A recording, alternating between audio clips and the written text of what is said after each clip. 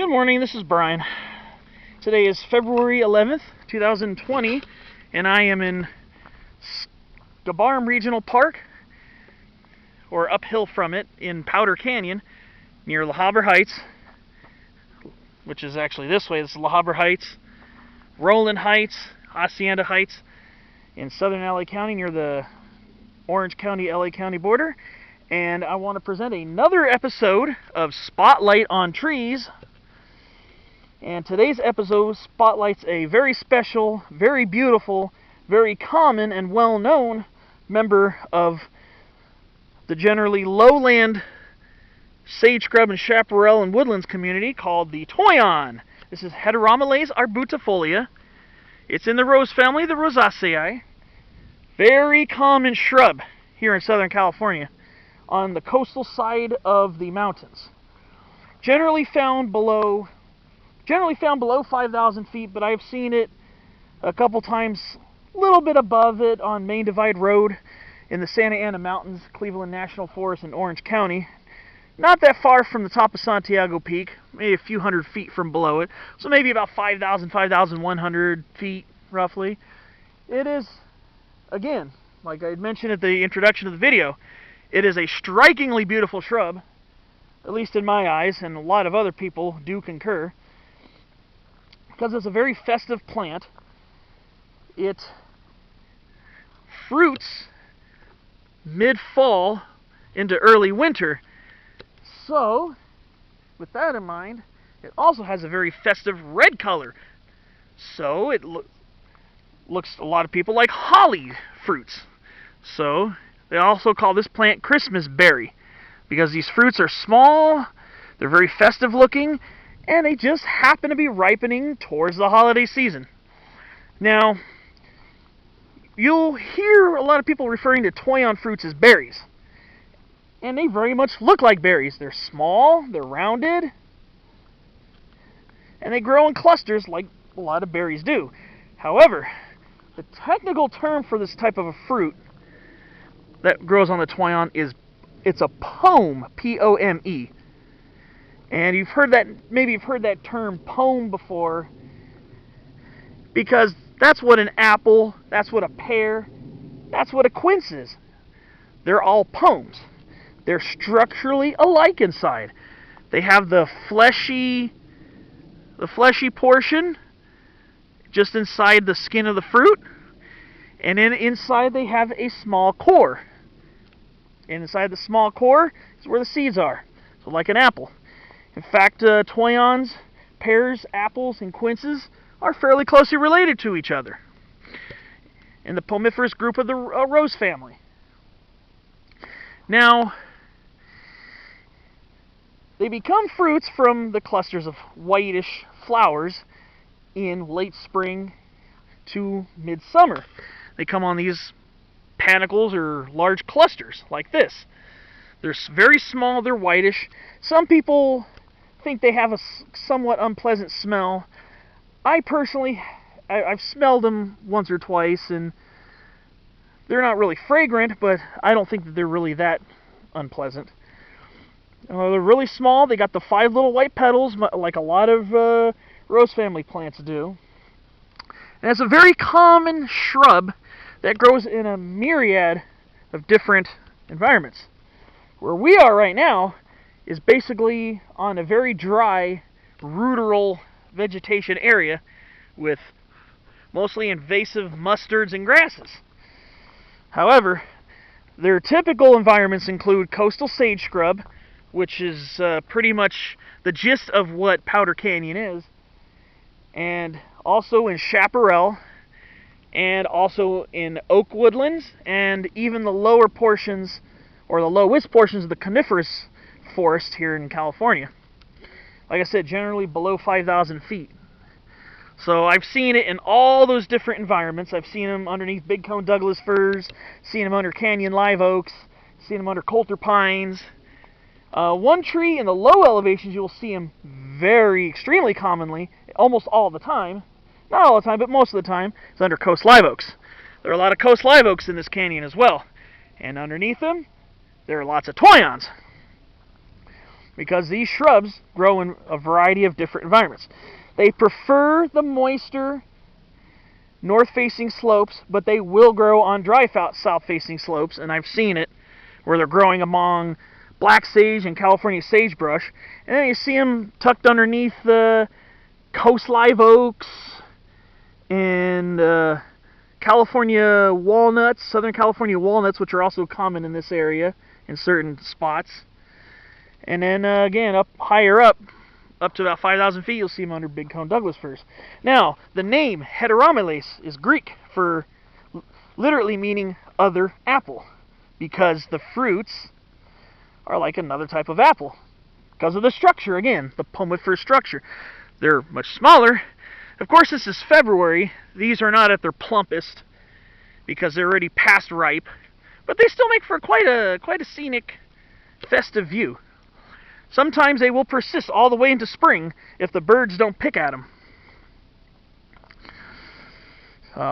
So Heteromeles, heteros in Greek, other, and meles comes from malus, M-A-L-U-S, which is apple.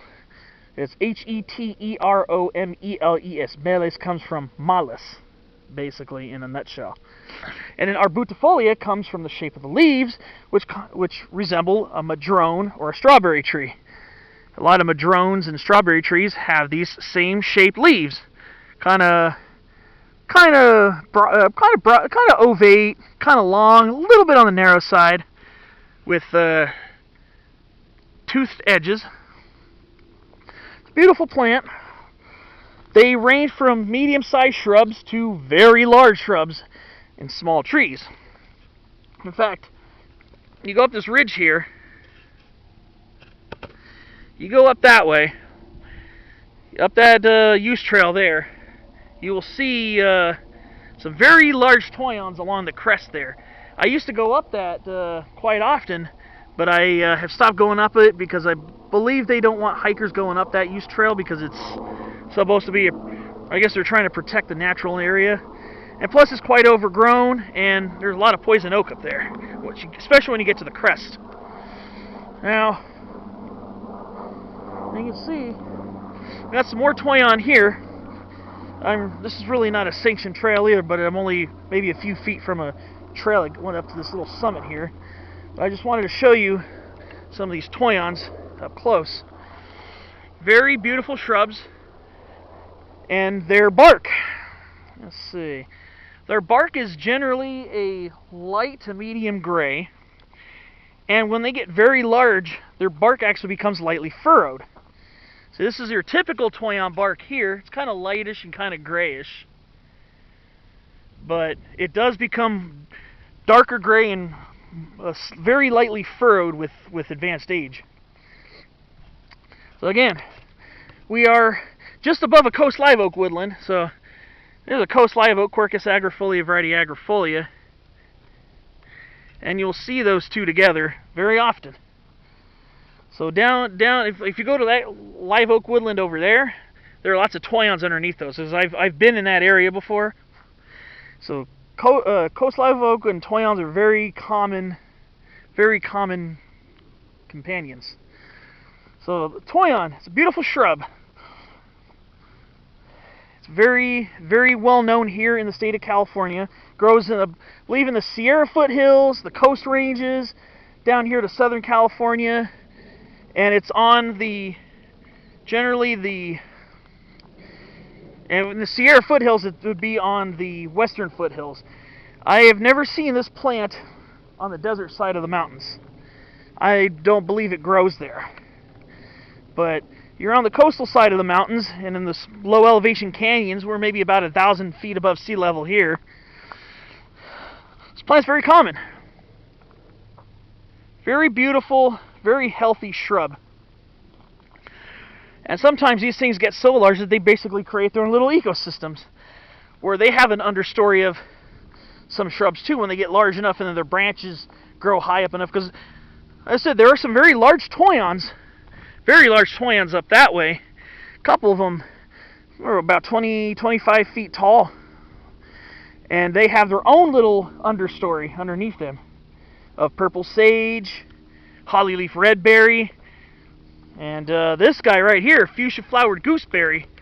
This is Ribes speciosum right here, and it's just starting to bloom. You can see those little red flowers there. So toyons are very important to the ecosystem. They provide food for wildlife, beauty for hiking, and they provide their own little ecosystems for other plants and animals. So we're talking about the holiday cheerful appearance, the cheerful holiday appearance of these plants. Well, they were picked for their fruits, for holiday wreaths, so much. I believe it was in the 19th, maybe early 20th century, that this plant became protected in the wild. So you're not allowed to collect the pomes in the wild. Now, I've been able to grow this plant with quite a bit of success. I have a few that in a large rectangular pot. I have a patio in an apartment where I have some toyons growing, and they fruited for the first time last fall. So I have a few of them that still have fruits on them right now. But I did not collect the seeds from the wild. But I grew them from seed. I got them from a recreational park, you know, like those type of parks where you have playgrounds for kids and benches and stuff like that. So I would never collect seeds from the wild of toyon. So I've been able to grow them from seed from plants I collected in a park. Again, not a protected park, just a little recreational park where they grow these sometimes for their beauty. And I've had these plants grow, and they're quite gorgeous. Very good plant to have around. Very, very hardy, and it will resprout from its roots. It does have a large root burrow under the soil, or it will resprout after being cut or being burnt or whatever. And it's quite frost hardy. I wouldn't be talking about temperatures like below zero, I doubt, but I've seen them above 5,000 feet on occasion, and so they would have a relatively decent cold hardiness, and probably a fair amount of snow tolerance as well, because they do grow in the upper chaparral in the lower coniferous forests. But I wouldn't subject it to temperatures around zero, just to be aware of that. They are more of a lower elevation plant, so they probably would benefit better from a milder climate. But again, very hardy shrub, very drought hardy, deep roots, surprisingly large leaves for a plant that grows in such a dry climate. Surprisingly large leaves, but they're thick and leathery, like a lot of other plants to retard moisture loss. But here you have it, Heteromeles arbutifolia, the toyon, ladies and gentlemen. This was Brian,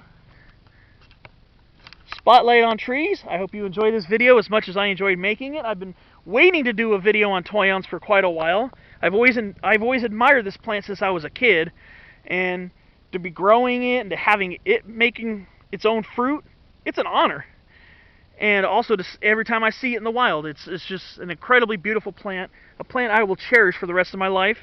And I hope you will pay homage to it when you come out on these hiking trails. I'll see you on the next episode, and thanks for watching.